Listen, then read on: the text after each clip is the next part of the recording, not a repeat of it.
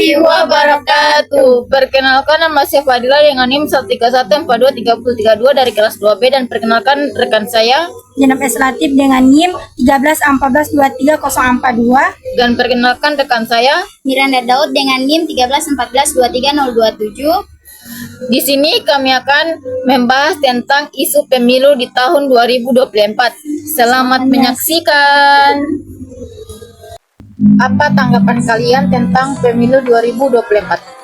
Tanggapan saya sebagai pemilih yang ikut memilih di pemilu 2024, tentu ini pesta demokrasi yang sangat luar biasa dan ada yang banyak pelajaran dan juga pengalaman yang dapat diambil dari pemilu 2024.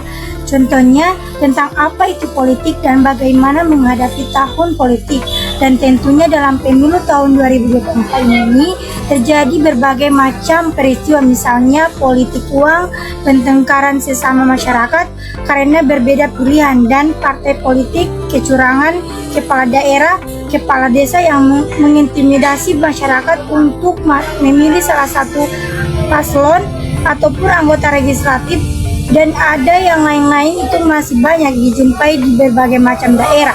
Dan itu tentunya menjadi catatan sangat penting untuk negara agar supaya hal-hal seperti itu bisa diatasi dalam pemilu yang akan datang ini. Kalau menurut saudara Miranda Daud sendiri, bagaimana tanggapan kamu tentang pemilu tahun 2024 ini? Pemilu 2024 ini adalah momen yang paling penting kan bagi masyarakat, karena masyarakat itu menentukan pilihannya masing-masing akan pemimpin dan wakil-wakilnya bagi negara. Nah, selain itu pemilu tahun ini juga menjadi ajang paling penting bagi partai politik karena partai politik sekarang itu dan calon-calonnya itu menyampaikan visi, program, dan komitmen mereka masing-masing kepada masyarakat. Di pemilu tahun ini juga ada sebagian besar yang tidak setuju akan pemilu tahun ini karena wakil presiden tahun ini kan masih belum cukup untuk menjadi wakil presiden. Jadi ada yang sebagian besar setuju dan ada yang sebagian besar tidak setuju begitu. Oh iya. Kalau untuk tanggapan saya sendiri mengenai pemilu tahun 2024 itu banyak sekali memang kejanggalan yang terjadi. Pertama, dari pencalonan wakil presiden itu harusnya di bawah usia 40 tahun. Tapi MK di tahun ini mengizinkan di bawah usia 40 tahun. Dan itu menuai banyak sekali kontroversi. Dan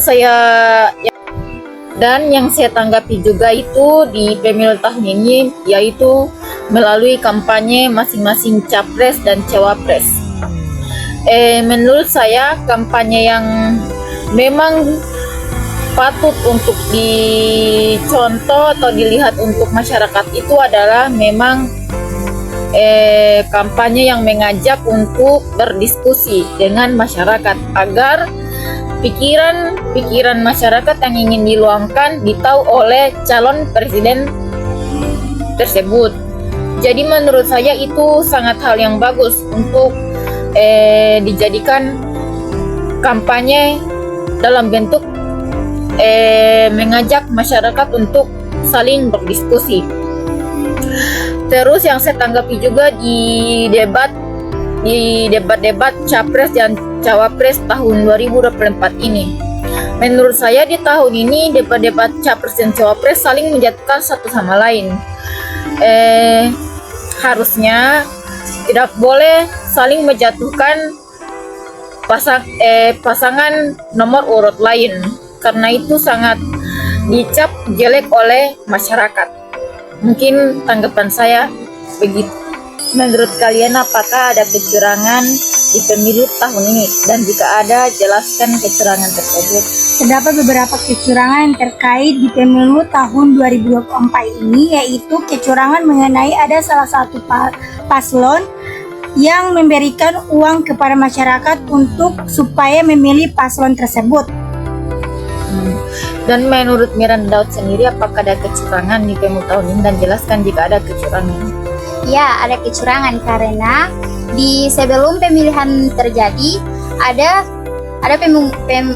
surat suara palsu yang sudah tersebar di negara luar, dan para orang-orang yang berada di negara luar itu sudah mencoblos surat suara palsu tersebut.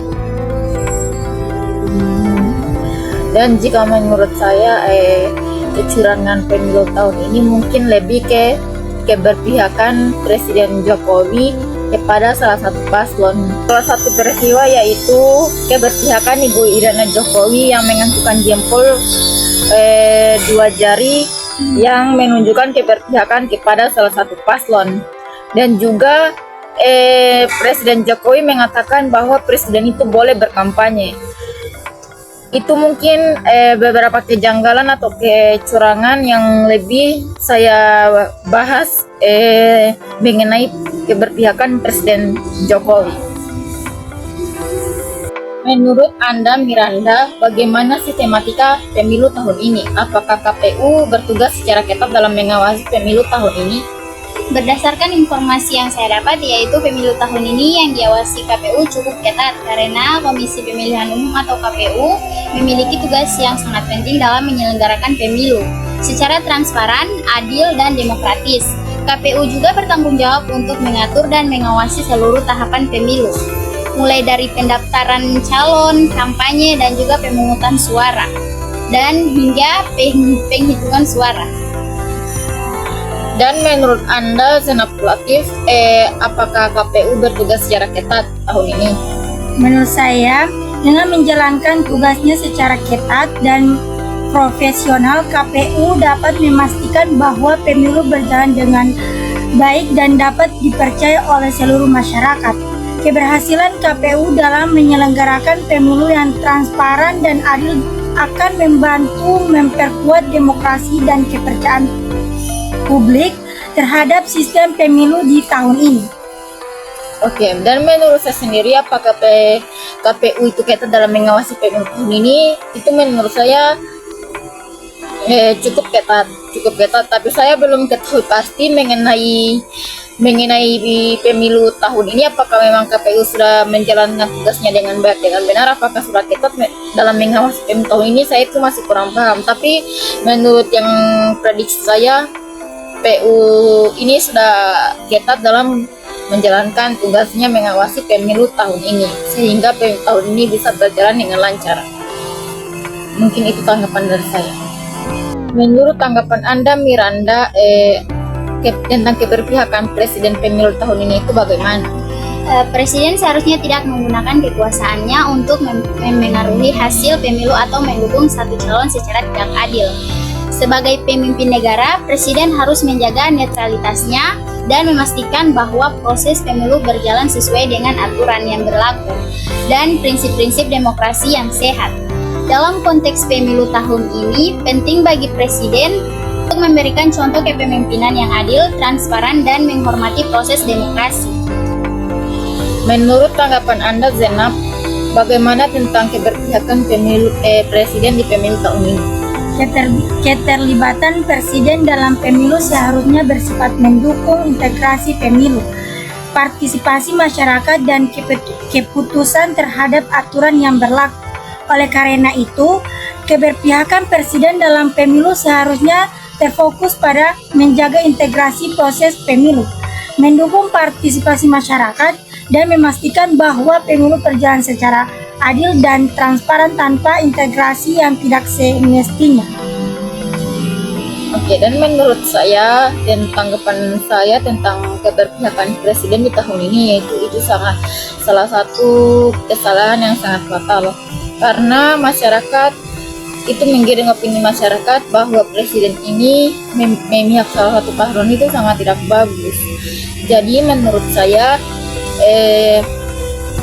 kalau boleh di pemilu-pemilu selanjutnya, Presiden tidak boleh berpihak kepada salah satu paslon.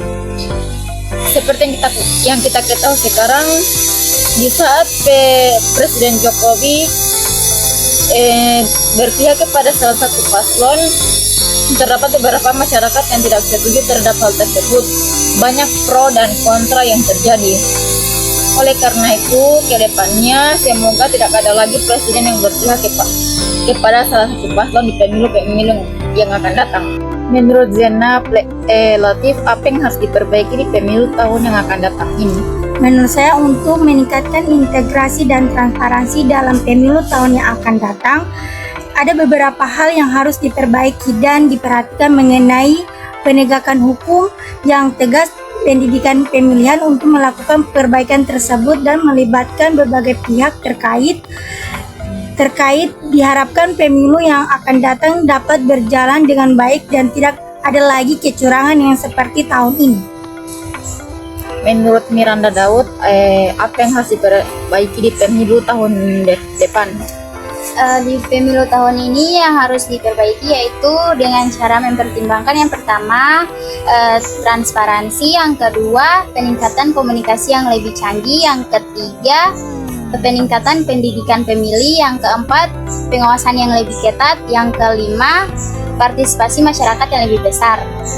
Kalau menurut saya sendiri, yang harus diperbaiki di pemilu yang akan datang yaitu satu, pertama kejujuran baik Mahkamah Konstitusi dari KPU itu harus jujur, harus transparan, tidak boleh ada yang ditutup-tutupi.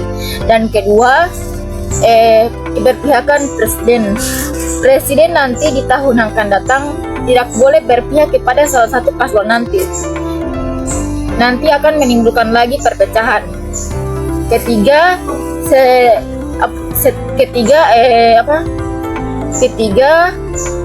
saat debat kandidat capres dan cawapres tidak boleh saling menjatuhkan salah satu paslon, karena itu memang suatu akibat yang sangat fatal. Jadi itu tidak boleh lagi dilakukan di pemilu yang akan datang. Dan terakhir, tidak boleh ada sogokan baik berupa uang maupun bansos kepada masyarakat untuk memaksa masyarakat tersebut untuk memilih salah satu paslon. Mungkin itu dari saya. Itulah hasil diskusi dari kami tentang pemilu di tahun 2024 ini. Sekian, terima kasih. Wassalamualaikum warahmatullahi wabarakatuh.